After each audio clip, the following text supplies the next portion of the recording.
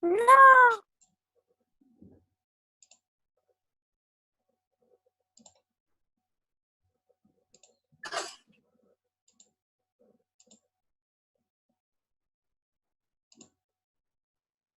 Ya. Ya. Bueno, recibo un cordial saludo, estimados estudiantes, de parte del área de Ciencias Exactas y, bueno, específicamente de mi persona, el ingeniero Brian Carvajal. Vamos a recibir un poquito de las clases que habíamos estado viendo en el colegio y, bueno, que lamentablemente se han tenido que suspender por esta emergencia sanitaria. Espero realmente que todos estén muy bien en su casa, que se estén acatando las debidas normas de seguridad y, sobre todo, espero verles a todos muy pronto. Espero que pronto nos podamos reencontrar y podamos contarnos cada una de las experiencias que nosotros hemos vivido en estos días y cuál ha sido la reflexión que nos ha dejado. Por el momento vamos a hablar sobre las destrezas con criterio de desempeño, que son aprender sobre los cambios geológicos del planeta Tierra a partir del estudio de los límites tectónicos y la expansión de los océanos. Entonces, el tema que vamos a tratar hoy día es los cambios geológicos del planeta Tierra. Las actividades que vamos a trabajar es una clase explicativa. Vamos a trabajar sobre todo con definiciones sobre la deriva continental y la expansión de los océanos. Dentro de la expansión de los océanos vamos a trabajar un poco las pruebas geográficas, paleontológicas, geolíticas y paleoclimáticas. Ya vamos a ver qué es cada una de ellas, ¿ya? Por favor, las personas que van entrando, tengan la bondad de silenciar sus chats, por favor, porque ya les silencié a todos, pero si me falta silenciarles a algunos, ayúdenme con eso. Entonces, entremos al tema. Deriva continental y expansión de los océanos. ¿Qué es la deriva continental? Bueno, es una teoría que permite explicar la forma de los continentes y el origen de las montañas. El científico investigador Wegener ayudó a entender de que todos los continentes estaban formados, o dio la teoría, si se quiere, de que todos los continentes estaban formados por un solo único continente, es decir, una masa de tierra extremadamente grande, de una gran extensión. Pero sin embargo, todo lo que le rodeaba a esta masa de tierra era agua, ¿sí? Y este único continente tenía el nombre de Pangea. Entonces este único continente estaba rodeado por un único océano, ¿no es cierto? Porque ya no, al hacer una sola masa ya no había división, y quiere decir que había solo un océano y por lo tanto un solo continente. Después de varios años se comenzó a romper y se comenzó a fragmentar, y parte de los fragmentos comenzaron a desplazarse por el océano, los diferentes océanos, hasta que tomaron la posición actual, ¿sí? Y que conocemos como diferentes continentes. Los continentes se desplazaron sobre el fondo oceánico, explicando la formación de cadenas montañosas. Si un continente viajaba a la deriva y encontraba resistencia al movimiento, es decir, de que mientras iba viajando por los océanos, obviamente, muchachos, deben imaginarse que el movimiento era bastante cortito, ¿no es cierto? Quiere decir de que se movía muy poquito. No es que se movía kilómetros en horas, ¿sí? Sino que se movía poco a poco. Y cuando iba ofreciendo resistencia, se quedaba pegado en ese lugar. Y ahí formaba, y ahí se estancaba y creaba un continente. Bueno, las pruebas que se tienen para la derivación continental y expansión de los océanos son las coincidencias de las costas, es decir, que vamos a comprobar si realmente una costa tenía algún tipo de semejanza con alguna otra costa en el mundo, ¿sí? Igualdad de formaciones rocosas en el continente hoy separados, pruebas paleoclimáticas, pruebas paleontológicas, continuidad de las cadenas montañosas en continentes muy separados. Entonces vamos a ver qué son las pruebas geológicas. Bueno, Wegener sospechó que los continentes podrían habían estado unidos en tiempos pasados al observar una gran coincidencia entre la forma de las costas de los continentes, especialmente entre Sudamérica y África. Si ustedes pueden ver, chicos, en la imagen que estoy señalando acá abajo, miren cómo coincidencialmente es casi similar, o es una forma bastante apreciable, que en algún momento el continente americano podría haber estado pegado al continente africano, ¿no es cierto? Si ustedes se fijan, su relieve en el perfil costanero es similar. Entonces, miren, Brasil estaba pegado a África, si ustedes lo pueden ver. Y las Guayanas también estaban pegados a África. Si en el pasado estos continentes hubieran estado unidos formando un solo Pangea, es lógico que los fragmentos encajen correctamente. La coincidencia es aún mayor si se tiene en cuenta no las costas actuales, sino los límites de las plataformas continentales. Entonces, miren cómo vamos sacando diferentes teorías de cómo se formaron los continentes. Entonces, no es que después de la expansión de la formación del universo que nosotros habíamos visto y la posterior formación de la Tierra a partir de océanos primitivos, y estos océanos primitivos permitieron la evolución de las especies, y las especies cuando aparecieron, ya aparecieron en un continente formado. Eso quiere decir de que apenas existió la explosión del Big Bang, ya se formó la Tierra tal y como la conocemos, al menos en su forma tectónica. No es tan cierto, sino que realmente pasaron una serie de años en donde hubo diferentes movimientos de sus sistemas hasta permitir la formación de los continentes con sus diferentes características y sus cordilleras, que nos ayuda a identificar las condiciones climáticas, etc. Entonces, miren, la formación de la Tierra no es algo tan sencillo como una, si se quiere definir como una simple explosión, sino es una serie de criterios, es una serie de evoluciones, es una serie de procesos que debieron llevarse a cabo para que la Tierra se conozca tal y como la conocemos ahora, con las diferentes características, cambios climáticos, capacidad de albergar la vida, etc. Las pruebas geológicas se basan en el descubrimiento a partir de la ciencia. Cuando Whenever reunió todos los continentes en Pangea, descubrió que existían cordilleras con la misma edad y la misma clase de rocas en distintos continentes que según él habían estado unidas. Estos accidentes se prolongaban a la edad que se pudo saber, que se pudo haber calculado la antigüedad de los orógenos. Entonces, chicos, ¿qué quiere decir? De que las cordilleras que poseía cada uno de los continentes coincidencialmente en algunos puntos llegaban a tener la misma edad de las cordilleras que tienen otros continentes. Recordemos de que la cordillera es la cadena montañosa que atraviesa generalmente un continente y tiene la función de dar estabilidad a todo el continente. Entonces, miren, otros continentes tenían igual formaciones de cordilleras, pero lo interesante es de que después de analizar la edad de cada una de estas cordilleras, se llegó a la conclusión de que eran similares, de que tenían la misma edad.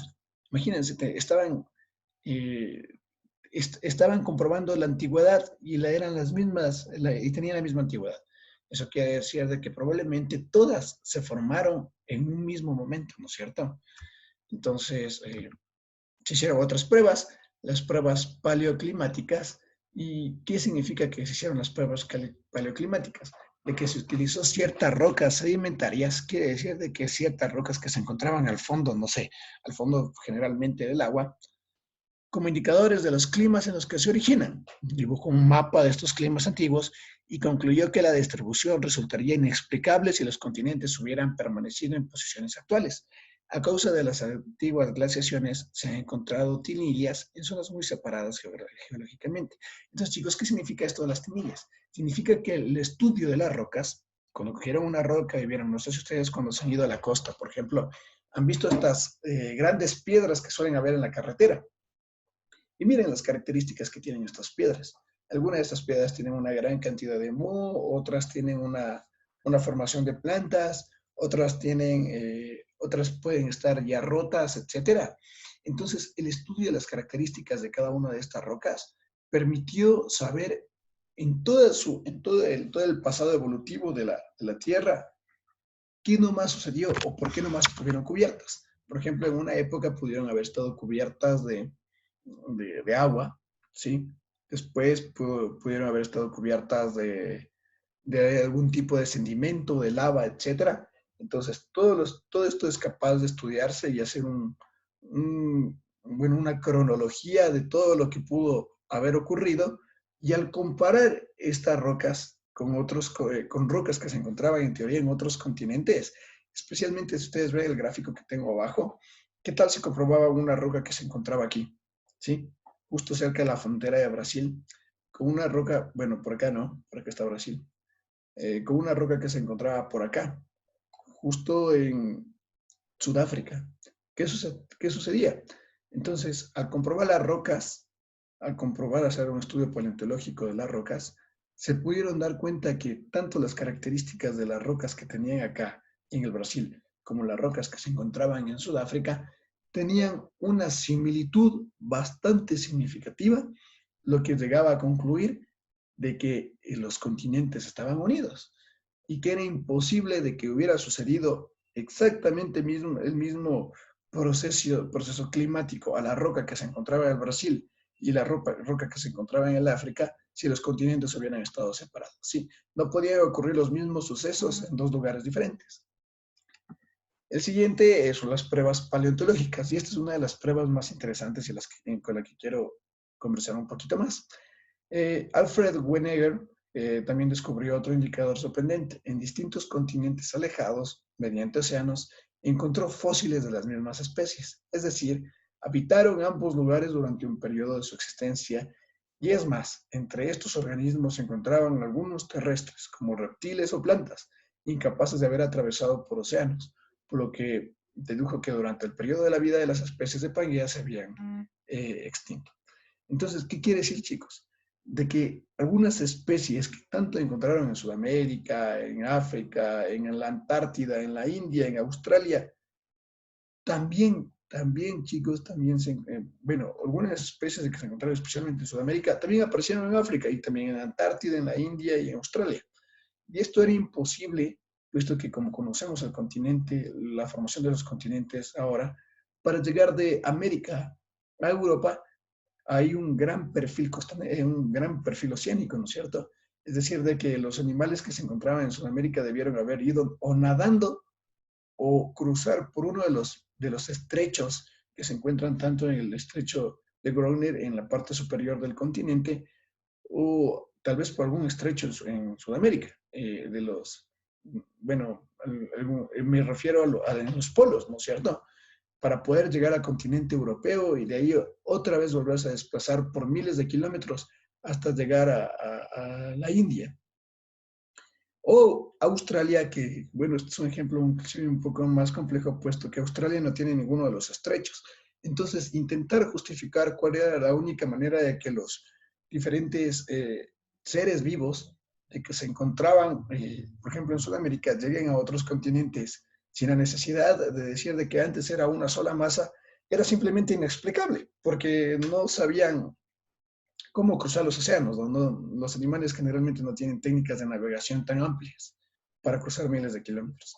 Entonces, por ejemplo, existe un estudio en donde, en el Cotopaxi, por ejemplo, después de varios estudios paleontológicos, generalmente en la, en la parte superior de las montañas, como por ejemplo el volcán Cotopaxi, existen teorías de paleontólogos de que encontraron restos de conchas, sí, de conchas. Es decir, que en algún momento de parte de la evolución del planeta Tierra, estábamos cubiertos de mar hasta la altura del volcán Cotopaxi. Es decir, de que pudo haber ocurrido algún terremoto o alguna gran formación violenta de montañas que permitió la elevación del volcán Cotopaxi o el descenso brusco del mar. Entonces, cientos de animales que vivían a la altura del volcán Cotopaxi se quedaron atrapados en esta nueva formación montañosa y se pudieron conservar con gran facilidad gracias a las bajas temperaturas que existe en los topes de las montañas. Entonces se quedaron congelados. Entonces miren qué impresionante que puedas encontrar algunos animales como conchas y no conchas pequeñas, ¿no? Sino unas conchas gigantes a una altura tan significativa como la del volcán Cotopaxi. Entonces esto nos llega a comprender de que la evolución de la Tierra no es momentánea, sino que realmente hemos vivido cientos de cambios que nos han permitido llegar a las concentraciones y a las características suficientes para poder albergar a la vida tal y como la conocemos con las diferentes características de los mismos continentes. Entonces, bueno, acá abajo tenemos una fotografía que podemos ver algunas de las etapas migratorias donde se encontraron los diferentes animales extintos. Por ejemplo, el Cynognathrus miren, que tiene el color rosado, se lo encontró, al parecer, a la frontera de Bolivia, Chile, Perú, y también se lo encontró en África, en el norte de África. El que se encuentra con el color amarillo, el Lystrosaurus, lo encontraron en el África, pero también se encontró en India y también se encontró en Australia.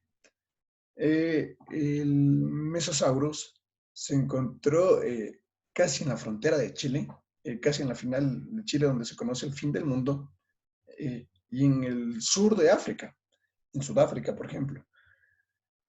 Y finalmente algunos, si se quiere, algunas plantas como las Glossospheris se encontraron tanto en Chile, en Brasil, en África, en parte de la Antártida y también en Australia. Entonces, chicos, y no solo se queda ahí los descubrimientos, ¿no?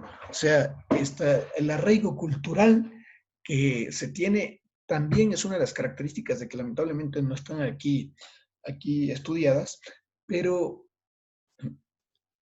a partir de evitar la migración, es decir, antes de utilizar la teoría migratoria, no sé si ustedes se han dado cuenta que algunas, bueno, todas las culturas tienen una descendencia de millones de miles de años, ¿no es cierto? Hablamos de la evolución hace millones de años, pero sin embargo vamos a remontarnos a la época de la Pangea y hacer una clasificación un poco bastante antigua y puede ser vana, una teoría nada más. ¿Qué tal, chicos, si los humanos que estuvieron asentados en los continentes tuvieron la capacidad de transmitir la información a sus descendientes cuando todavía existía la Pangea, es decir, cuando todo el continente estaba unido? ¿Qué tal si tenemos esa teoría? No sé si ustedes han visto de que, por ejemplo, las formas de las estructuras que tienen, por ejemplo, que tenemos, por ejemplo, en Sudamérica, para ser más concisos, en Machu Picchu, también tienen la misma estructura y la misma arquitectura en África. ¿Qué quiere decir, chicos? De que se heredó de alguna manera, de que se transmitió de alguna manera el conocimiento. Pero ustedes dirán, pero bueno, antes no había aviones para que viajes desde el Perú a Egipto, a África. Entonces, ¿cómo tenían la capacidad de dar el conocimiento? Entonces, una de las teorías es de que, bueno, mi teoría es que probablemente cuando existía la Pangea hubo una mayor facilidad de comunicación y de transmisión de información entre un continente y otro continente, ¿sí? Entonces, eliminemos las teorías de ovnis, de que te abducen y que te pasan la información, sino seamos más concisos y puede que esta haya sido una de las características, ¿sí? Y que esta haya sido una de las formas en donde se pudo transmitir el conocimiento. Hay algunos chicos que acabaron de entrar, yo les ruego de que por favor silencien el audio, ¿sí? Bueno, y ahora vamos a ver la expansión del fondo oceánico. Hicieron un estudio del fondo oceánico del Atlántico Norte y se llegaron a las diferentes conclusiones. Es que al centro de la cuenca oceánica había una gran elevación montañosa que se llama la dorsal oceánica. Ya vamos a ver una imagen que tengo puesta abajo, con un hueco central en el rift. En ella se encontraban rocas volcánicas muy nuevas que no estaban cubiertas de todos los sedimentos que debían haber tenido durante todos los años de la evolución, ¿no es cierto? Porque mientras van pasando los años se va creando una nueva capita, una nueva capita, una nueva capita de sedimentos. La capa de sedimentos era mucho más delgada de lo que se suponía y casi inexistente en las zonas próximas a la dorsal y aumentaba de espesor cara al continente. Los fondos oceánicos entonces eran relativamente nuevos, ¿no es cierto? Porque cada vez iban... A ver, chicos, por favor, silenciar. Señor jurado, por favor, deje de activar el audio. Entonces, iba creciendo esta cadena montañosa y en teoría se iba formando nuevos océanos, ¿ya? ¿Qué pruebas se hicieron? Se hicieron las pruebas del magnetismo. Miren, aquí tenemos la imagen, ¿no es cierto? Aquí tenemos la dorsal oceánica, que hablábamos de una cadena montañosa bastante grande y bastante nueva. Entonces, las que se encontraban acá arriba en la parte superior de la dorsal oceánica no tenían tantos sedimentos como las que tenían abajo, ¿sí? Entonces, esto permitía decir de que los fondos marinos podían haberse cambiado. ¿Qué pasaba si, chicos, si crecía la dorsal oceánica? Al crecer una cadena montañosa en el centro del océano, quiere decir de que el agua que antes se encontraba acá se iba yendo hacia la izquierda y hacia la derecha, ¿no es cierto? Entonces, lo que antes al suponer de que el perfil costanero era por acá, ahora va a ocupar más extensión de tierra, ¿no es cierto? Es decir, se va a meter más hacia el continente. Entonces, cuando se expulsa magma, que generalmente suele ser de los volcanes, ¿no es cierto? Y esta se enfría, se transforma en una roca. Esta se orienta hacia el polo magnético del momento. Debido a esto se forman bandas magnéticas simétricas a ambos lados de la dorsal. La edad de las rocas, es otra de las pruebas, son más antiguas las rocas que se encuentran junto al continente, es decir, que las rocas que se encuentran por aquí son mucho más antiguas a las que se encuentran junto a la dorsal, es decir, de que las rocas de aquí son más antiguas que las nuevas rocas formadas generalmente por erupciones volcánicas. Acá tenemos la generación de la corteza oceánica, que puede ser por una erupción, ¿no es cierto? Aquí erupciona, se crea un nuevo material, se enfría por las temperaturas del agua y se crea otro perfil costanero, perdón, se crea otro cerro oceánico. Entonces, miren, ¿qué es lo que está sucediendo? De que podemos concluir de que todo esto de aquí puede ser una cadena de cordilleras, ¿no es cierto? Puede ser de que esto sea una cadena de cordilleras con una actividad volcánica bastante grande. Entonces, cada vez que existe una erupción dentro del océano, el perfil costanero se ve afectado, puesto que va a aumentar el nivel del agua y por lo tanto va a entrarse más hacia la costa. Y la capa de los sedimentos es más gorda junto al continente del lado dorsal. Ahora, la actividad en clase, el debercito que ustedes van a hacer. Entonces, con ayuda de otros materiales bibliográficos, además de la clase que les acabé de dar, vamos a definir qué es la deriva continental y la expansión de los océanos. Entonces, vamos a explicar la expansión de los fondos oceánicos, la deriva continental, las geográficas, paleontológicas, geológicas, paleoclimáticas y las paleomagnéticas, ¿sí? Adicional, ustedes saben de que yo les suelo subir una imagen del texto en donde está adjunto el link de Drive. Ustedes le hacen clic al link de Drive y va a dirigirse a una página. Ustedes tienen que realizar a mano, no les estoy diciendo que salgan a imprimir, sino van a copiar el enunciado y van a realizar a mano y después van a coger una foto en su celular. Si pueden lo transforman a PDF o si no lo suben solo como imagen al Classroom. Ya les voy a mandar este momento el código del Classroom para que ustedes puedan subir los deberes. Pero por favor, ahí dice el tema del curso, que en este caso, como ustedes ven acá, el tema de la clase es cambios geológicos del planeta Tierra. Entonces, ustedes van a encontrar una pestañita donde dice cambios geológicos del planeta Tierra y va a decir deber 1, me parece que dicen de su caso. Si quieren lo podemos revisar, revisémoslo de una vez, ¿ya? Ahorita que tenemos unos minutos, ¿ya? Entonces vamos a ingresar al Classroom. Voy a darles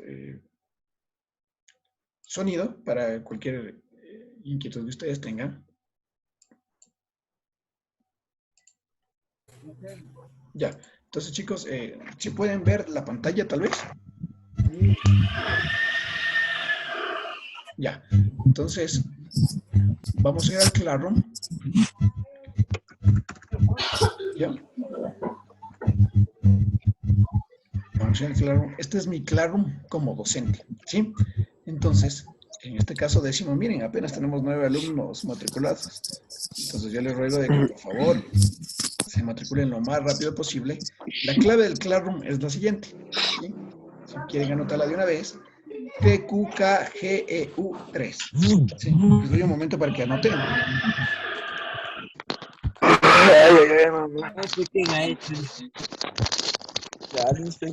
Sí, están activados sus micrófonos, ¿no? Si es necesario.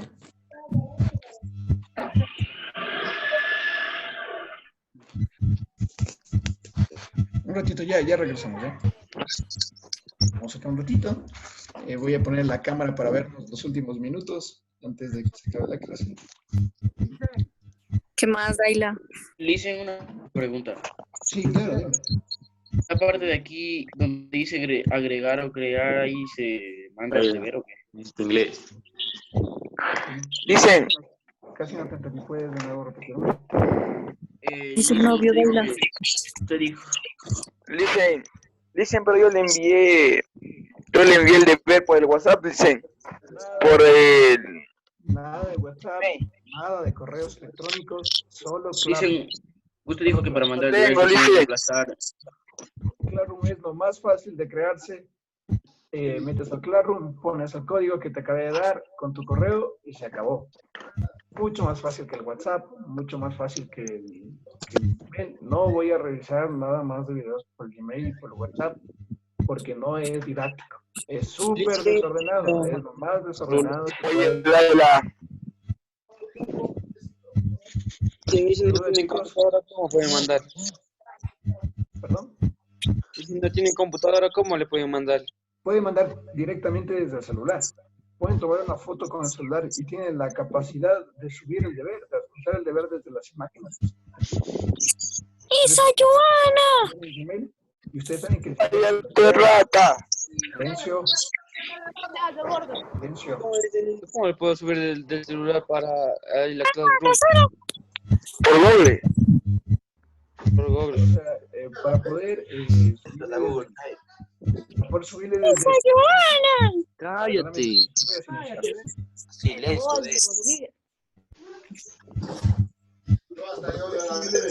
Desde el mail es bastante desde el celular. Simplemente tienen que ingresar en el link y les da la opción de adjuntar archivos. Le hacen clic en adjuntar archivos y le señalan las fotos y le ponen añadir, nada más. Es bastante fácil. Entonces solo tienen que abrirse una cuenta de Gmail. Con esta cuenta de Gmail ponen en Classroom, le ponen el código que les acabé de mostrar, le ponen el correo, le ponen aceptar y se acabó. Le van al link que les acabé de indicar, ingresan y suben el deber. Tienen la capacidad de subir por imágenes y nada más. Es bastante fácil. Eso, muchachos. Yo les quiero agradecer mucho por haber participado en esta clase. Hasta mañana, dice. Espero que les vaya muy bien. Por favor, quédense en casa. Quédense en casa. Estoy seguro que esto va a pasar bastante pronto y vamos a regresar a clases. En octubre dijeron, dice. De conversar, de vernos, de darnos un abrazo y de poder seguir siendo grandes amigos.